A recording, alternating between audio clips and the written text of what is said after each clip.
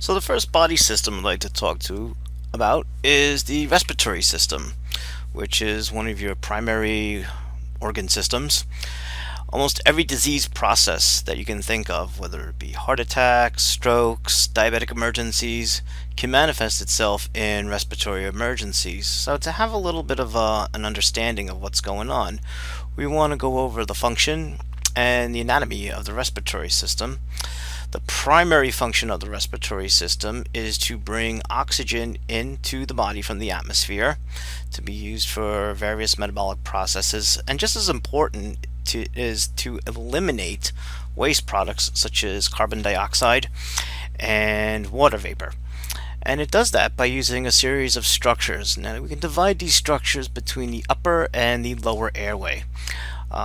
Different textbooks will have different definitions, but the upper airway can be divided into the nasopharynx, which is the nostrils and the nose area that brings in air, warms, filters, humidifies air.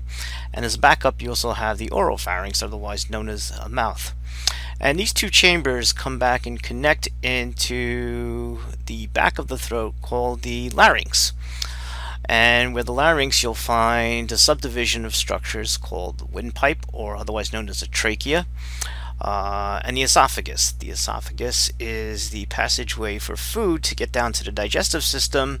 The trachea is the beginning of the rest of the respiratory system, which brings down oxygen and air into the chest cavity, divides into the left and right mainstem bronchi, which are sturdy structure tubes which divide and divide and divide and ultimately make up the entire lung tissue.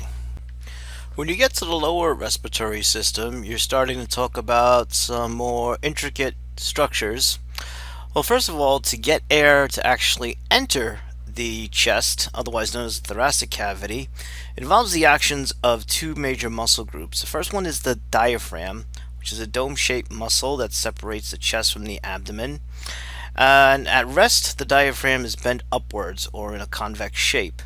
And then when it contracts, it straightens out and increases the volume of the chest cavity, otherwise known as thoracic cavity.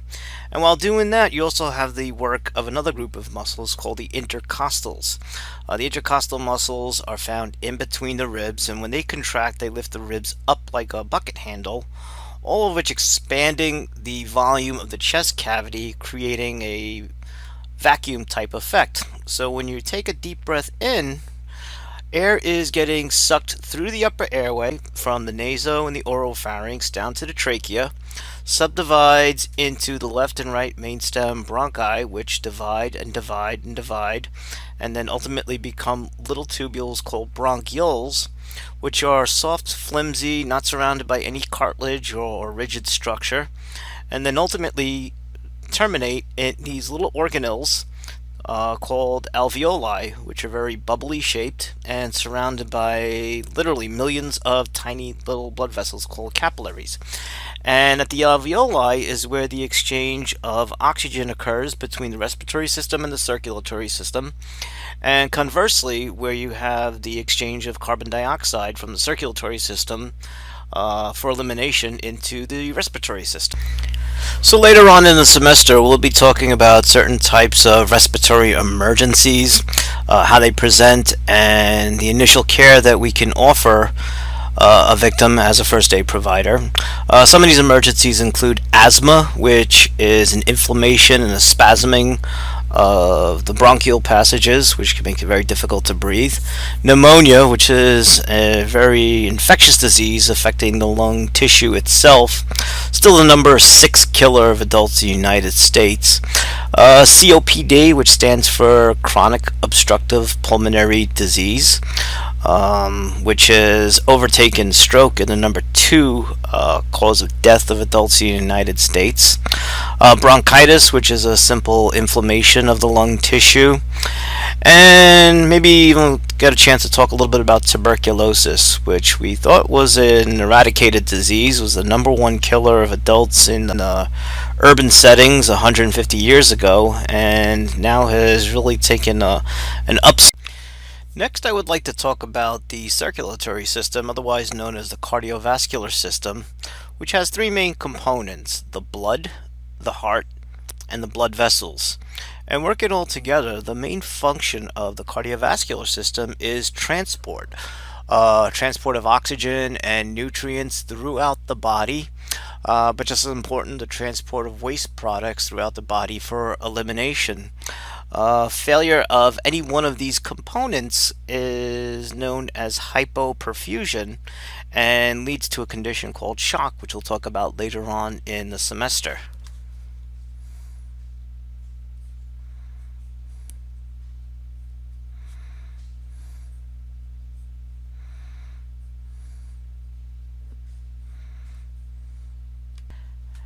Anatomically, the heart is the physical pump that allows all the activity in the cardiovascular system to actually occur, beating every single minute of every day of your life.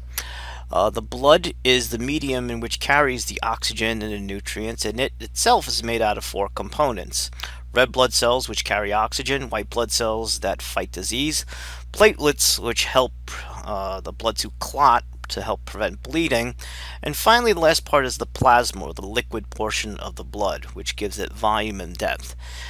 And then finally, you have the blood vessels. You have major types of blood vessels called arteries, which carry blood away from the heart, veins that carry blood to the heart, and microscopic blood vessels that are the site of oxygen and nutrients exchange from cell to cell. So let's talk about the heart for a few moments, which is a very, very intricate and vital organ that works every minute of every hour of every day of your life. It's a hollow muscular organ that's situated in the middle of your thoracic cavity, otherwise known as your chest. And it consists of four different chambers. You have two upper chambers, which receive blood, and two lower chambers that ship out blood. The two upper chambers are referred to as the atria, or atrium for single. The two lower chambers are the ventricles, and they're separated by valves on either side. Now, the heart can be divided into the left and the right side. The right side of the heart pumps blood to the lungs to pick up oxygen and sends that oxygenated blood back to the left side of the heart, where it is received by the left atrium. And that left atrium will pump blood to the left ventricle, which is really the workhorse of the heart. And that left ventricle will pump blood out to every single organ of the body: the liver, the kidneys, the stomach, and most importantly, the brain.